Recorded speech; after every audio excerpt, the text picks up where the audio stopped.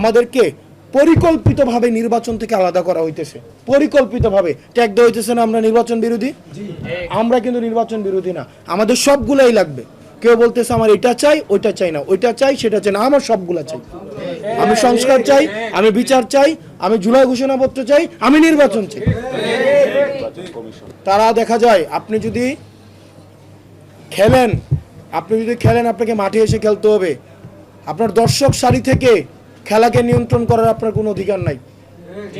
সুতরাং যারা দর্শক সারিতে বসে, এখন দেখা যাচ্ছে অনেকে দর্শক সারিতে বসে ক্যান্টনমেন্ট থেকে, বিদেশ থেকে খেলাকে নিয়ন্ত্রণ করতে চায়।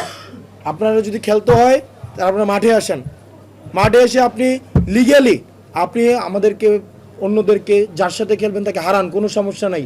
কিন্তু মাঠের বাইরে বসে হচ্ছে রেফারি নিয়ন্ত্রণের মধ্য দিয়ে আপনি খেলাকে নিয়ন্ত্রণ করবেন, এই ফাউল খেলা হচ্ছে আর বাংলাদেশ গ্রহণ করবেন।